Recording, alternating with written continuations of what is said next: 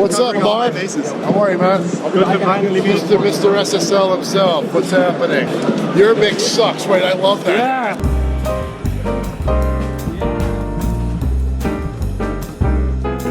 Your mix sucks, okay. What does that look like? Look at my mirror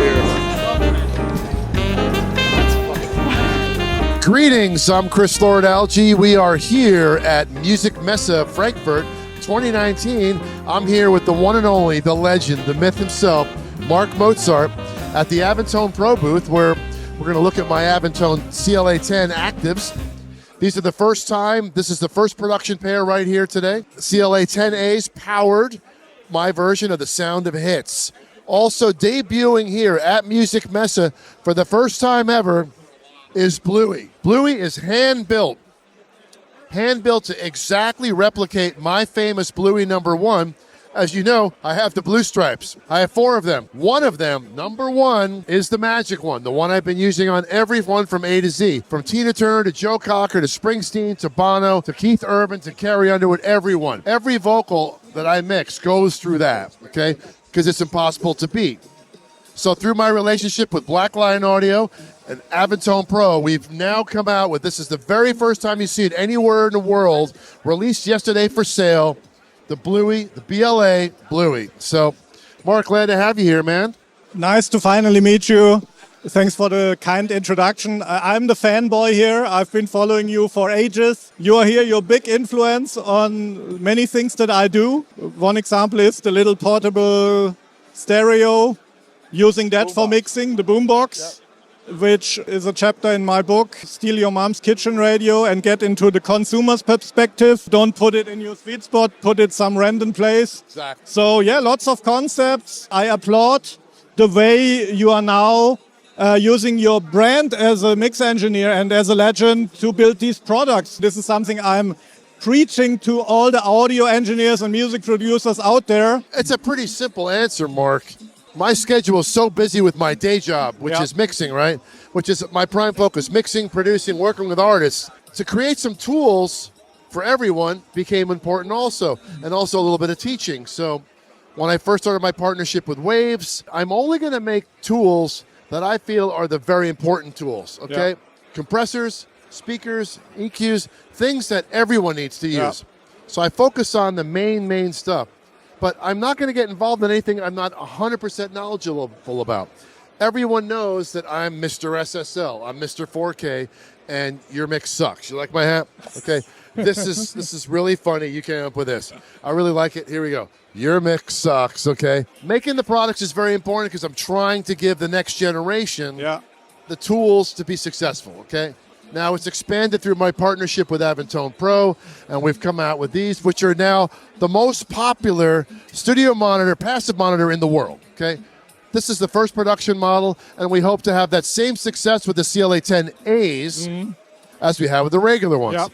I also came out with a CLA-200, the power amp that powers it. So I'm making products to help us have these missing tools. Yep. I mean, this tool is something that, whether you like it or not, it's got its own sound, right? It's a Sound of Hits. The building blocks of your mixes are all out there. May it be the CLA Mix Hub, the Blue Stripe, the speakers. Yeah, I mean, we're trying to, exactly, fill in the gaps. Do you have interns at your studio? Yes, I do, yeah. What are the most challenging things kids coming from university, SAE or whatever, have to learn when they enter your space? Here's the biggest advice. Yes. For an intern. You have to focus and keep your eyes open on who's in charge. Don't try to undermine me, ever. Yeah. Let me make the mistake and own it. If I ask you to do one thing, do it exactly that way. And interning can be anything from helping you organize your studio, clean your studio, move things around, copy files. It's not all about walk in the room and you're going to be my assistant. The assistant I have right now is like the #1 guy in the country that I found. And it's hard work because I'm a hard guy, because I have so much going on that I really need you to focus on my project. So the #1 bit of advice is be focused and be in the moment. There's too many people that try to think ahead of what I'm saying. I'll say, look, I need these files to be uploaded so I can send them to mastering. Don't go any further than that. Don't try to go past what I ask you to do. Don't try to outthink me. The problem we have in music right now is because it's all digital, it's very unorganized. Being half Swiss, it's all about organizing what you do because you can't maintain a career if it's not all organized. And that was easier when you knew here's the console, here's the tape, and today you have to pretty much build your own workflow. Exactly what you said, Mark. It was a box with a tape in it. It was a track sheet. It was a console. There wasn't a lot that could go wrong. Yeah. Now there's so many variables between how you record it and how it's mixed and what gets lost along the way. So you have your 48K room. You got to come see this place. What do you call your studio, Mark? Well, it's known as the Mix by Marc Mozart Studio, a.k.a. the Mix Temple, really. The Mix Temple. There you go. Mixed by Marc Mozart. Say that over and over again. What are the changes you see happening when you compare your work today compared to, let's say, 20 years ago? Here's the funny thing. My workflow and how I work hasn't changed since the 80s. Why? Because I still want to take music, I want to utilize a console and gear to color it and create a final product. Okay? I want to listen through speakers here, speakers there. That's how I want to work on music. The only thing that's changed is how it's delivered and how I get it and how I control it. Have the recordings improved? No, they've gotten worse. Has the sound gotten better? No, it's gotten worse. But we have a different toolbox, okay? Right now, the kids don't even know what a console is, don't even know what analog is, don't even know what gain structure is. So it's a lot of learning, right? I still feel that a large format console is an instrument that we play like a pianist. A pianist uses all 10 fingers, okay? Mixers these days use one finger. So it's not an upgrade. That's the problem I have. The people who once experienced the traditional console setup, for them it would be easier to replicate that on their computer. My MixHub plugin kind of emulates my workflow of be able to visually see your mix. Now you have this and you probably understand it. Everyone that has an SSL console, like you, sees the MixHub and says, oh, of course. This is how it works. He's kind of emulating the buckets, the workflow, what he does. And the translation helps. So it's a very popular piece of software now, and we priced it well. It came out at NAMM, so excited about that. I'm very aware of it. I was beta testing for Waves and love it a lot. So for you, the channel strip is what you use. You're not going to really use bucket mode because you got a console. Sometimes this, sometimes that, depends on the project. Whenever the console is involved, my assistant is involved. There's some prep work that needs to be done in the DAW. You will find one thing funny. I'm using my 48 channels as hardware inserts in my Logic DAW. So you're using Logic? I use Logic. I bring the console into the box. Okay. I can mix on the console, do a real-time bounce into the box and have all 48 individual SSL channels in the box, can go home, watch Netflix, do the changes. Pretty nice work. You're using the console as an insert. Yes. It goes out of Logic, analog, into the console, comes back into Logic. There's a plugin, the I/O hardware insert. It sends to the console and it comes back, trim out, trim back. I then use the faders because I go line in and then press the direct out button and go direct out. Ready back. group direct, right. Using all 48 buses. Right, so you come in, line in, direct bus out, and then fader 1, bus 1. And then it's one real-time bounce in the DAW to get that whole mix into a laptop. That's a great way to utilize the console. You just don't use the mix bus at all. There's some nice stuff, some console bus emulations, put it underneath, use a full-tech Waves. Well, whatever works for you, or the mixdown, CLA mixdown. Absolutely. A shameless plug right there. The flow chart of how I mix hasn't changed forever. Because it's basically audio, console, 2-track. Pro Tools, digitally, through converters to the console. Then the console mix back to the multi-track rig, analog, or mix analog to a separate Pro Tools rig.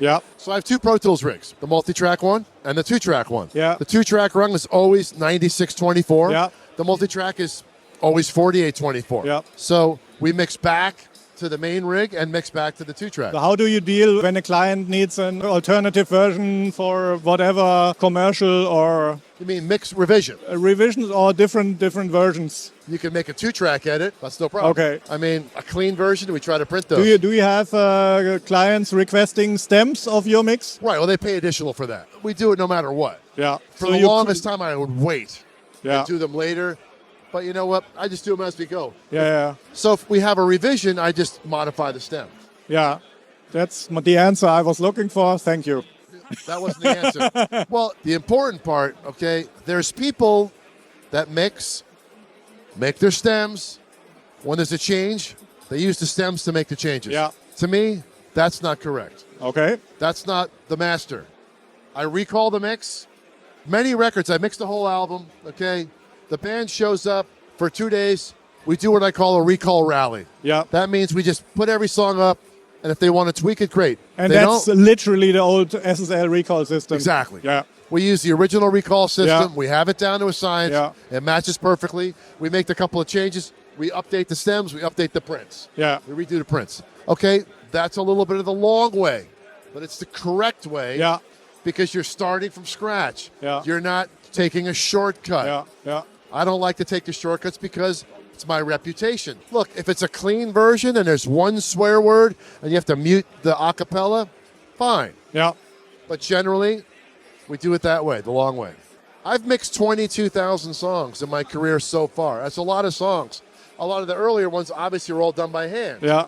But, I mean, in my studio alone, it's like between 8,000 and 10,000 songs since I've had my studio. So all the notes and the data, we have all that, and all the multi-tracks. You got to remember, there's 2 sentences that describe what we do. Very simple, okay? Want to hear them? Yes. Our job Sure. is to serve the artist and to serve the music. Anything else, you're serving yourself. So as long as you serve the artist, serve the music, everything else is easy. Because you keep that focus. Yep. Keep that focus. It's like, it's not about me. Yep. It's not about you. Yep. It's about them. Okay? Now, within reason, obviously. Yeah. But that's our job. So whatever we have to do to make that right is our job. And sometimes that takes me yelling at other people, okay? Because record companies may want to take a shortcut. Yeah. And I don't take shortcuts. Yep. It's got to be done right. Okay, do I want to make stems?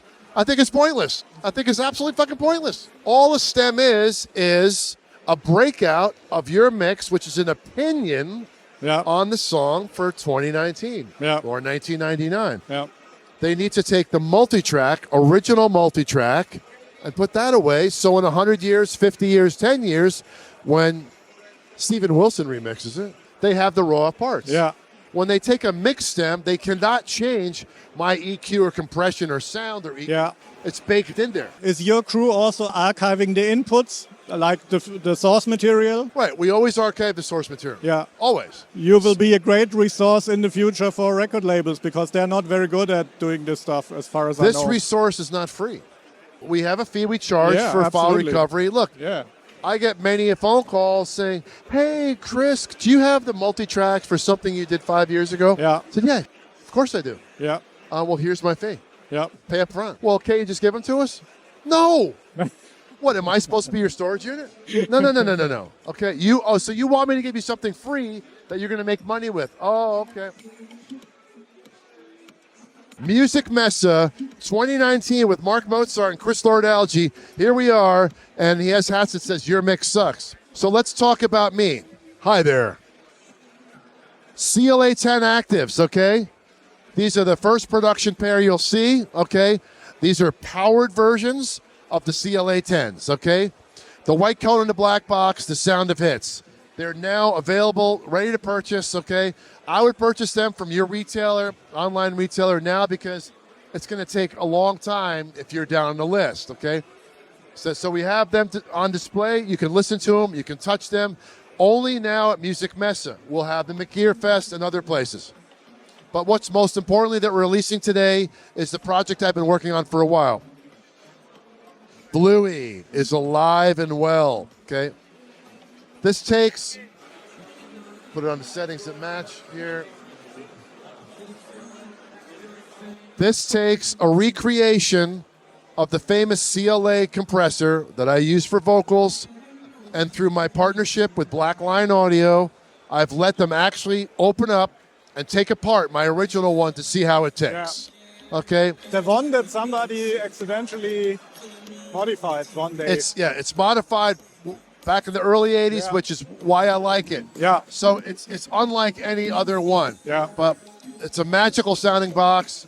It's now going to be available for you to buy as of today. We're hoping to have this ready for shipment in summer, early summer, hopefully. It's got to pass a few more quality control checks. I still have a few more prototypes to go through, but I'm really proud of this because Now I'm going to share a hardware version of my favorite limiter. So I can't wait to put 4 of them in my rack, okay?